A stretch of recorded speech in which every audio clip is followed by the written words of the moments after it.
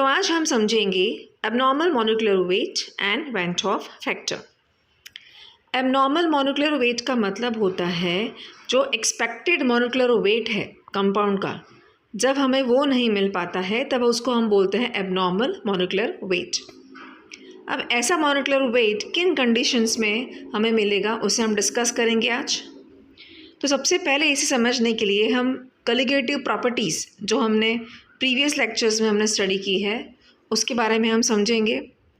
तो हमने previous lectures में देखा है कि जो भी कॉलिगेटिव प्रॉपर्टीज़ है, जैसे कि आप देख सकते हैं depression in freezing point, elevation in boiling point and osmotic pressure, each and every colligative property is dependent on number of solute particles.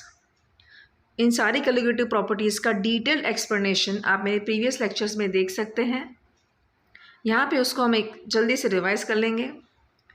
तो ये जो भी कॉलिगेटिव प्रॉपर्टीज़ है, जब हमने स्टडी की थी तो जो हमने रिजल्ट्स फाइंड किए थे, हमने एक कंक्लूजन लिया था कि ये सारी colligative properties solute number of solute particles के ऊपर डिपेंड करती है।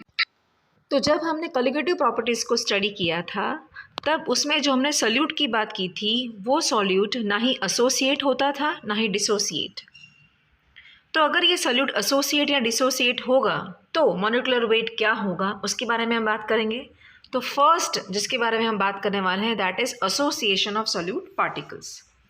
Now what is the meaning of this is that there are certain solutes like acetic acid, benzoic acid जो जब सॉल्वेंट में डिज़ोल्व होते हैं तो वो एसोसिएट होते हैं, मतलब वो ज्वाइन हो जाते हैं दूसरे मॉलिक्यूल के साथ to give you dimer, trimer, sometimes tetramer, मतलब बिगर मॉलिक्यूल्स देते हैं। तो इस केस में क्या होगा कि अपने जो सोल्यूट पार्टिकल्स हैं जो हमारे वो डिक्रीज हो जाएंगे, क्योंकि सोल्यूट पार्टिकल्स बॉन्ड होके आपको डाइमर या ट्राइमर दे रहे हैं, जैसे कि आप फिगर में देख सकते हैं। तो सोल्यूट पार्टिकल्स डिक्रीज होने की वजह से जो कॉलिगेटिव प्रॉपर्टीज़ थी उनका मैग्नीट्यूड भी क्या हो जाएगा, लोअर, क्योंकि कॉलिगेटिव प्रॉपर्टीज़ किसके ऊपर डिपेंड करती है, नंबर ऑफ सोल्यूट पार्टिकल्स पे। तो कॉलिगेटिव प्रॉपर्टीज़ भी कैसी हो जाएगी, लोअर। और हम जब हमने स्टडी किया है प्रीवियस लेक्चर्स में कॉलिगेटिव प्रॉपर्टीज़ के बारे में, तब हमने ये देखा था कि कॉलिगेटिव प्रॉपर्टीज़ और मॉलिक्यूलर वेट इनवर्सली प्रोपोर्शनल है एक दूसरे से, जिसकी वजह से क्या होगा, कॉलिगेटिव प्रॉपर्टीज़ का मैग्नीट्यूड कम होने की वजह से मॉलिक्यूलर मास जो आएगा वो कैसा होगा, ज़्यादा होगा। इसको बोलते हैं एसोसिएशन ऑफ सोल्यूट पार्टिकल्स, जिसकी वजह से हमारा एक्सपेरिमेंटल रिजल्ट जो हमारा थियोरेटिकल मास है उससे ज़्यादा आएगा। नाउ नेक्स्ट हम डिसोसिएशन ऑफ सोल्यूट मॉलिक्यूल्स के बारे में पढ़ेंगे। तो कुछ सोल्यूट मॉलिक्यूल्स ऐसे भी हैं जो सॉल्वेंट में जब डिसॉल्व होते हैं तो डिसोसिएट होते हैं या आयोनाइज होते हैं, या अगर आप बोल सकते हो वो ब्रेक डाउन होते हैं टू गिव यू 2 और मोर पार्टिकल्स।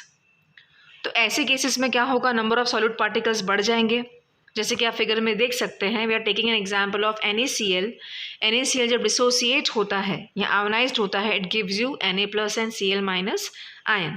तो NaCl पहले एक कंपाउंड था, ठीक है, नंबर ऑफ सोल्यूट मॉलिक्यूल यहाँ पे हम बोलेंगे कि वो 1 था, बट जब वो ब्रेक डाउन हो गया तो now your solute molecules is getting increase to 2, that is Na+ and Cl-, दो टाइप के सोल्यूट मॉलिक्यूल्स हो जाएंगे, जिसकी वजह से क्या होगा, नंबर ऑफ सोल्यूट मॉलिक्यूल्स अब बढ़ गए हैं, ठीक है। तो कॉलिगेटिव प्रॉपर्टी भी क्या होगी, उनका मैग्नीट्यूड भी क्या होगा, बढ़ेगा। और जैसे कि हमने देखा पहले भी, मॉलिक्यूलर मास क्योंकि वो इनवर्सली प्रोपोर्शनल है कॉलिगेटिव प्रॉपर्टी से, मॉलिक्यूलर मास का आंसर क्या आएगा, कम आएगा। दैट मीन्स प्रैक्टिकली एक्सपेरिमेंटली जो मॉलिक्यूलर वेट मिल रहा है वो कम इसलिए मिल रहा है क्योंकि, ठीक है, ये जो NaCl है जो सोल्यूट मॉलिक्यूल है वो ब्रेक डाउन हो रहा है और आपको ज़्यादा सोल्यूट मॉलिक्यूल्स मिल रहे हैं। अंडरस्टूड। अब ये एसोसिएशन और डिसोसिएशन कितने एक्सटेंड तक हो रहा है उससे अकाउंट करने के लिए वेंट हॉफ साइंटिस्ट ने इंट्रोड्यूस किया एक फैक्टर जिसको हम बोलते हैं वेंट हॉफ फैक्टर, जिसका डेफिनेशन है it is a ratio of the normal, or you can say theoretical and experimental, or you can say observed molar masses as you can see in the figure. Okay, तो association के case में क्या होगा, क्योंकि experimental मास जो है वो ज़्यादा है थियोरेटिकल मास से, इसलिए इसका फैक्टर वेंट हॉफ फैक्टर का जो आंसर आएगा that would be less than 1, and in case of dissociation, क्योंकि एक्सपेरिमेंटल मास जो है वो कम आएगा, तो वेंट ऑफ फैक्टर का वैल्यू क्या होगा, it would be more than 1। और ऐसे सॉल्यूट्स में जिसमें ना ही एसोसिएशन हो रहा है और ना ही डिसोसिएशन हो रहा है, उस केस में इसका आंसर कैसा होगा, it would be equal to 1।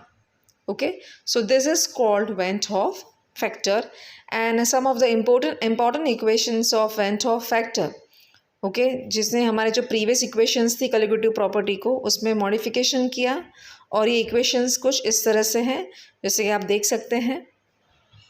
Do like share and subscribe for more videos.